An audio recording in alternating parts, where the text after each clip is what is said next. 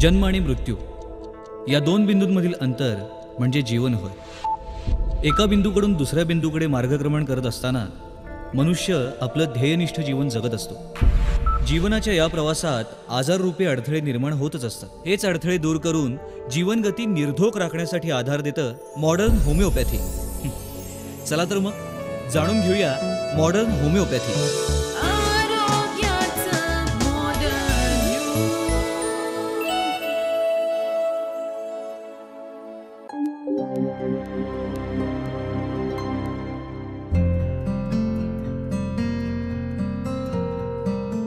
दोन 2006 मध्ये मी जलसंपदा विभागातून अधीक्षक अभियंता म्हणून रिटायर झालो। 2005 मध्ये सप्टेंबर 2005 मध्ये मला हा डिटेक्ट झाला की किडनी फेल्युअर आहे म्हणून। मग नंतर मी नेफ्रोलॉजिस्टकडे गेलो, एक प्रख्यात नेफ्रोलॉजिस्टकडे। पण एक वर्षाच्या अनुभवावरून असं माझ्या लक्षात आलं की तो मला डायलिसिसकडे नेतोय, म्हणजे वाढतोय तो। त्यानंतर मी दुसरा नेफ्रोलॉजिस्ट पाहिला, पण त्यांच्याकडे मी 2 वर्ष ट्रीटमेंट घेतली। परंतु ॲलोपॅथीमध्ये अशी एक ट्रीटमेंट आहे की किडनी फेल्युअर ते स्लो डाऊन करू शकतं, थांबवू शकत नाही। म्हणजे तुम्ही नंतर किडनी फेल्युअरमध्ये जाताच तुम्ही। म्हणून मी आयुर्वेदिक, होलिस्टिक या पण ट्राय केल्या 2 वर्ष। पण त्याच्यामध्ये ज्या ट्रीटमेंट घेतली जाते त्याच्यामध्ये पूर्ण वेळ आपल्याला पूर्ण दिवस त्या ट्रीटमेंटमध्ये जातो आणि आपण किडनी फेल्युअरचा आजारी आहोत, पेशंट आहेत ही भावना तयार होते। यानंतर 2010 मध्ये मी डॉक्टर मानेंच्याकडे ट्रीटमेंट घ्यायला सुरुवात केली। डॉक्टर माने हे संशोधक होमिओपॅथ डॉक्टर आहेत, ते स्वतः संशोधन करतात। त्यांची औषधाची पद्धत अत्यंत साधी सोपी आहे। 3-4 प्रकारच्या होमिओपॅथीच्या गोळ्या देतात ते, दिवसातून 5 वेळा आपण त्या गोळ्या घ्यायच्या आहेत। त्यामुळे आपण इतर वेळ, दिवसाचा इतर वेळ आपण इतर कामासाठी, आपल्या कामासाठी व्यस्त देऊ शकतो। हॉस्पिटलमध्ये ॲडमिट व्हायची गरज नाही लागत किंवा एकदम व्यस्त अशा ट्रीटमेंट घ्यायची गरज लागत नाही। आता डॉक्टर माण्यांच्याकडे मी गेल्यामुळे काय फायदे झाले, तर मी फ्री झालो। गोळ्या मी कॅरी करू शकतो माझ्या स्वतःकडे, मी फ्री झालो, माझं काम मी स्वतः करू शकलो। 2010 पूर्वी मला ऑस्ट्रेलियाला जायला संधी होती, माझी मुलगी बोलत होती, पण ह्या किडनी फेल्युअरमुळे मी का ऑस्ट्रेलियाला जायचं धाडस केलं नाही। पण डॉक्टर माण्यांच्याकडे मी जेव्हा ट्रीटमेंट घेतली त्यानंतर मी 2011 मध्ये 3 महिने ऑस्ट्रेलियाला जाऊन आलो। माझे जे क्रिएटिनिन हे 4.3 पर्यंत होतं, ते आता सध्या 2.1 आहे। युरिया माझा जो 65 होता तो आता 50 आहे। मी माझं मेटाबॉलिझम जे बॉडी मेटाबॉलिझमचं आहे ते अगदी वृक्ष झालेलं होतं त्यात पूर्वी, ते आता माझं बॉडी मेटाबॉलिझम अत्यंत चांगलं आहे आणि मी आता अत्यंत आनंदाने ते औषध घेतो आहे आणि जगतो आहे। माझं वय आता 66 आहे, पुढच्या महिन्यामध्ये 67 होईल। त्यामुळे हे जे मी ॲडिशनल लाईफ जगतो हे डॉक्टर माण्यांच्यामुळे आहे। नमस्कार, मी अनुश्री करंदीकर। आरोग्याचं मॉडर्न युग या आपल्या विशेष कार्यक्रमात तुमचं सगळ्यांचं स्वागत। मागच्या भागामध्ये आपण कॅन्सर या दुर्धर आजाराविषयी सविस्तर चर्चा केलेली आहे आणि आजच्या भागात आपण वळणार आहोत शरीराच्या एका महत्त्वाच्या अंगाकडे, ते म्हणजे किडनी फेल्युअरवरती आज आपण चर्चा करणार आहोत आणि ह्या सगळ्या चर्चासत्रात आपल्यासोबत असणार आहेत modern होमिओपॅथीचे CEO doctor Vijay Kumar Mane sir. कार्यक्रमात स्वागत आहे। नमस्कार सर। आपण गेल्या बऱ्याच भागांमध्ये अशा प्रकारे विविध दुर्धर रोगांवरती चर्चा करतोय, त्यातलाच एक महत्त्वाचा जो एक भाग आपण जसं म्हणतो जसं की ते म्हणजे किडनी फेल्युअर। तर त्याविषयी मला तुम्हाला सगळ्यात पहिले विचारायचं आहे की किडनी फेल्युअर होतं म्हणजे नेमकं काय होतं? किडनी फेल्युअर होतं म्हणजे ते नावामध्ये सांगितलेलं आहे की फेल्युअर म्हणजे काम करायचं बंद होतं किंवा कमी होतं। किडनीचं जे काम आहे ते म्हणजे शरीरामध्ये अनावश्यक जे घटक तयार होतात चयापचयाच्या क्रियेमध्ये, ते अनावश्यक घटक काढून टाकणं।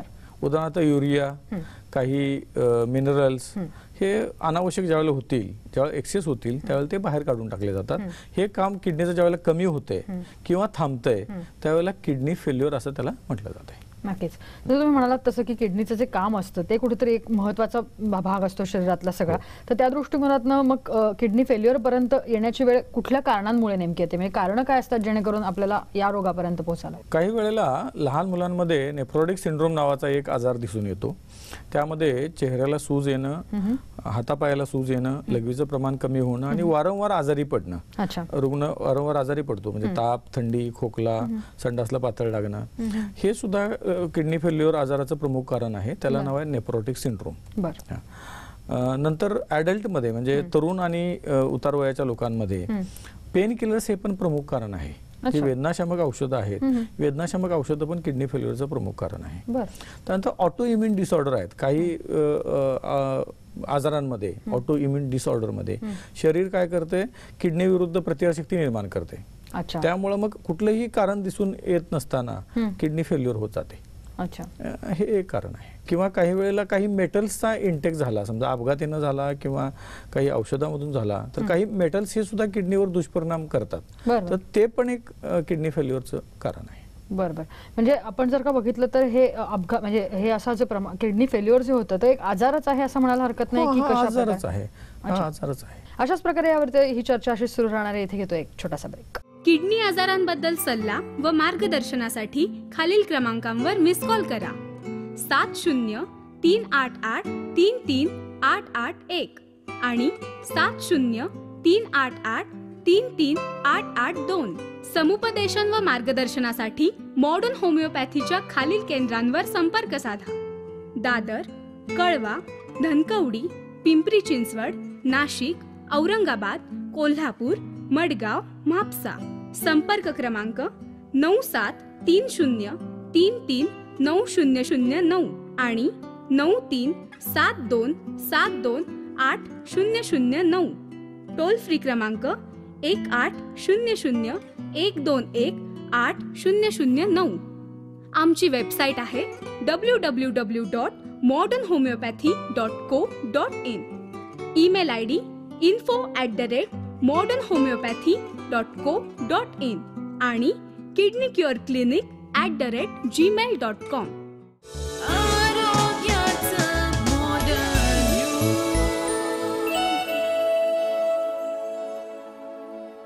ब्रेकनंतर आरोग्याचं मॉडर्न युग या आमच्या विशेष कार्यक्रमात तुमचं सगळ्यांचं पुन्हा एकदा स्वागत. किडनी फेल्युअर या विषयावरती आपण चर्चा करतोय. सर, आपण किडनी फेल्युअर जेव्हा विचार करतो तेव्हा त्याचं निदान कशा प्रकारे होतं, म्हणजे तुम्ही जसं म्हणालात की काही लक्षणं लहान मुलांमध्ये दिसतात, काही लक्षणं जी आहेत ती मोठ्यांमध्ये दिसतात, तर त्याचं निदान जे आहे ते कशा प्रकारे केलं जातं, किंवा डायरेक्टली किडनी फेल्युअर याच लेवलला जातो माणूस की त्याच्या आधी काही स्टेजेस आहेत की जेणेकरून आपल्याला तिथेच थांबवता येतं? हो, काही स्टेजेस पण आहेत त्याच्या, म्हणजे ग्रेड 5 पर्यंत त्याच्या स्टेजेस केलेले आहेत. काही वेळेला कसं होतं, 3ऱ्या किंवा 4थ्या स्टेजमध्ये गेल्यानंतरच आजार कळून येतो. काही वेळेला पहिल्या स्टेजमध्ये म्हणजे नेफ्रोटिक सिंड्रोम जो आहे तो ऍक्च्युअली पहिल्या स्टेजचा आजार आहे. त्यामध्ये मी मगाशी लक्षणं जी सांगितली तशी लक्षणं जर दिसून आलीत तर ती सुरुवात आहे आजाराची असं समजता येते आपल्याला, आणि त्याला आपण प्रिव्हेंट करू शकतो.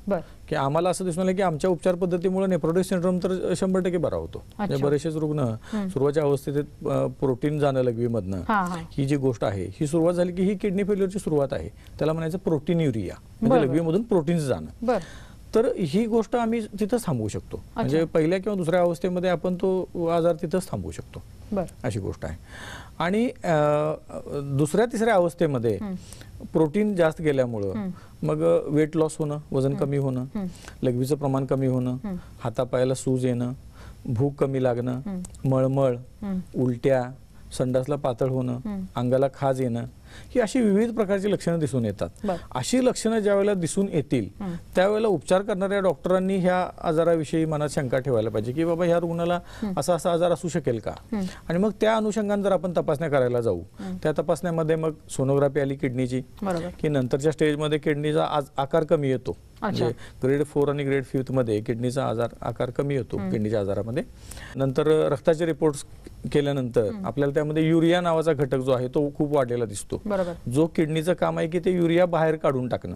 युरिया हे डिस्क्रीट आहे, म्हणजे एक्सक्रीशन आहे, किडनी जे अनावश्यक गोष्ट आहे की जी किडनी बाहेर काढून टाकते, ती शरीरामध्ये साठवून राहते. सिरम क्रिएटिन नावाचा घटक आहे, तो इंडिकेट करतो की किडनी कितपत काम करते किंवा कितपत काम करत नाही. तर ती सिरम क्रिएटिनची पातळी रक्तामध्ये वाढत जाते. नंतर जे मिनरल्स काही आहेत म्हणजे कॅल्शियम कमी होतं, पोटॅशियम वाढतं, अशा गोष्टी किंवा फॉस्फरस वाढतो, ह्या गोष्टींवरून लक्षात येते की ह्या रुग्णाला किडनी फेल्युअर हा आजार आहे. अच्छा. आणि त्याच्या सोनोग्राफीच्या रिपोर्टमध्ये पण आपल्याला बदल दिसून येतात, बरं. जसं किडनीची साईज कमी होणं किंवा त्याला ब्राईट किडनीज म्हणतात किंवा इकोजेनिक किडनीज म्हणतात. बरं. ही मेडिकल टर्मिनॉलॉजी आहे बरं. जी सोनोग्राफीच्या रिपोर्टमध्ये आपल्याला दिसून येते. बरं. मग लक्षात येते आपल्याला की या रुग्णाला किडनी फेल्युअर किंवा क्रॉनिक किडनी डिसीज किंवा अॅक्यूट किडनी डिसीज नावाचा आजार झालेला आहे. नक्कीच सर, तुम्ही जसं म्हणालात तसं की आपण हा आजार म्हणून आपण बघतोय जर का, तर एखाद्या दुसऱ्या कुठल्या तरी गंभीर आजाराचं रूपांतर किंवा त्याचा इम्पॅक्ट म्हणून सुद्धा किडनी फेल्युअर होऊ शकतं का? गंभीर आजाराचं मगाशी मी जे आपल्याला सांगितलं की ऑटो इम्युन डिसऑर्डर जे आहे, ह्या ऑटो इम्युन डिसऑर्डरमध्ये काय होते, बऱ्याच वेळेला शरीराच्या पेशी ह्या शरीराविरुद्धच काम करायला लागतात. अच्छा. ऑटो इम्युनिटी तयार होते. तर त्या ऑटो इम्युन डिसऑर्डरमध्ये काय वेळेला लिव्हर फेल्युअर अच्छा. होतं, किडनी फेल्युअर होतं, मेंदूची कार्यक्षमता कमी येते. बरोबर. तर त्या आजाराचं पण हे बऱ्याच वेळेला रूपांतर हे किडनी फेल्युअर आजारामध्ये होऊ शकते. बरं. त्याच्यामध्ये ते ANA आणि DSDNA नावाच्या काही टेस्ट आहेत, त्या बरं. टेस्ट पॉझिटिव्ह येतात. बरं. आणि मग त्याच्यावरून कळते आपल्याला की किंवा CRP म्हणून एक टेस्ट आहे, ती CRP ची लेवल हाय असते, त्याच्यावरून आपल्याला लक्षात येते की ह्या पेशंटला ऑटो इम्युन डिसऑर्डर आहे. बरं. किंवा मल्टिपल मायलोमा नावाचा एक कॅन्सर आहे. बरं. त्या मल्टिपल मायलोमा नावाचा जो कॅन्सर आहे, त्या कॅन्सरमध्ये किडनी फेल्युअर हे दिसून येते, किडनी फेल्युअर होतं. म्हणजे त्याचाच परिणाम असा Exactly. होतो तेच, की किडनीची कार्यक्षमता कमी येते. त्यामुळे मल्टिपल मायलोमा आहे की नाही हे सुद्धा बघायला लागतंय. मग त्यासाठी त्याला प्लाझ्मा सेल डिस्क्रासी असं नाव आहे. बरं. मग त्याच्या वेगळ्या टेस्ट आहेत. त्या टेस्ट केल्यानंतर लक्षात येते की ह्या पेशंटला मल्टिपल मायलोमा नावाचा आजार आहे. किडनीचं एकंदर आपण जर का काम बघितलं ते तर शरीरातलं शुद्धीकरण करणं या दृष्टिकोनातून असतं. म्हणजे शरीरातल्या ज्या अनावश्यक गोष्टी आहेत त्या किडनीच्या माध्यमातून बाहेर टाकल्या जातात.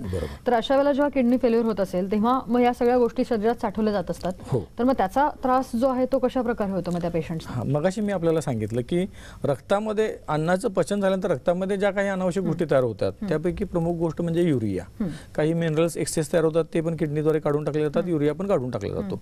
हा ज्या वेळेला शरीरामध्ये साठत जातो त्यावेळेला मग तो लक्षणं निर्माण करतो. अच्छा. ज्या वेळेला अतिशय जास्त प्रमाणामध्ये युरिया हा वाढला जातो त्या कंडिशनला नाव आहे युरेमिया. आणि युरेमियामध्ये मग उलट्या, मळमळ, कंटिन्युअस मळमळ राहते, सातत्यानं उलट्या राहतात, संडासला पातळ लागून राहते, अंगाला खाज येते, अशा प्रकारची लक्षणं ही युरेमियाची दिसून येतात.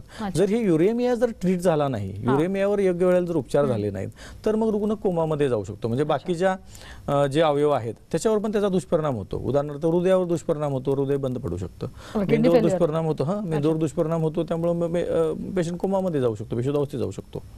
हे त्या युरेमियाचे इतर अवयवावर होणारे गंभीर परिणाम आहेत. म्हणजे आपण जर का बघितलं तर किडनी फेल्युअरचं जे निदान आहे ते योग्य वेळेला होणं मला वाटतं फार गरजेचं आहे. चुकून जर का ते नाही झालं तर मग त्याचा धोका कितपत असतो पेशंट्सना? जीवाला धोका होऊ शकतो पूर्ण. जर झालं नाही किंवा पेशंट असं समजा दुर्लक्ष केलं आणि युरेमियाच्या कंडिशन मध्ये पेशंट गेला तर मी म्हटलं त्याला युरेमिक कोमा म्हटलं जाते. युरेमिक कोमामध्ये पेशंट गेला तर पेशंटचा मृत्यू पण होऊ शकतो जर जास्त युरिया वाढला तर. त्याचं निदान जे आहे ते योग्य वेळेला होणं, योग्य वेळेला होणं, उपचार आणि योग्य होणं हे जास्त महत्त्वाची गोष्ट आहे. नक्कीच. आणि त्याच्यावर योग्य उपचार होणं हे पण फार महत्त्वाचं आहे. नक्की. तर आपण पाहतोय की आपण आज किडनी फेल्युअर या विषयावरती आता चर्चा करतो आहोत. आपण त्याची लक्षणं बघितली आणि जसं सरांनी म्हटलं तसं की याच्यावरती योग्य वेळेला निदान होणं आणि योग्य प्रकारचे उपचार लगेच होणं तातडीने हे गरजेचं असतं. त्या दृष्टिकोनातून आपण सरांशी अजूनही चर्चा करणार आहोत. इथे घेतोय एक छोटासा ब्रेक.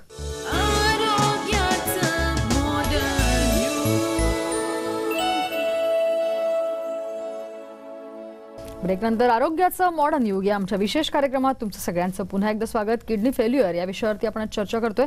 सर, आपण ब्रेकवर जाण्यापूर्वी जसं बघितलं की कशा प्रकारे हा पूर्ण आजार असतो आणि कशा प्रकारे त्याच्यावर तुम्ही म्हणलात तसं की योग्य निदान आणि वेळेवरती त्याला त्वरित असे उपचार हे अत्यंत आवश्यक असतात. त्या दृष्टिकोनातून उपचारांकडे आपण थोडंसं जाऊया की कशा प्रकारे उपचार, जसं आपण म्हटलं तसं की कन्व्हेन्शनल ट्रीटमेंट जी आहे ती कशा प्रकारे असते, किंवा आपण आता होमिओपॅथीच्या दृष्टिकोनातून विचार केला तर मॉडर्न होमिओपॅथीच्या दृष्टिकोनातून तुम्ही कशा प्रकारे ट्रीट करता हे पेशंट्स? नेपोलियन सिंड्रोम नावाचा जो आजार आहे त्याच्यामध्ये जनरली स्टिरॉइड दिले जातात किंवा काही हे केमोथेरप्युटिक ड्रग्ज किंवा काही वेळेला ते जनताची औषधं जी आहेत ती दिली जातात. आणि मला वाटतं हे ट्रायल अँड एरर याप्रमाणे केलं जाते ते. तर स्टिरॉइडचा हा त्याचा steroids have their own side effects. त्याचे साईड इफेक्ट्स आहेत खूप.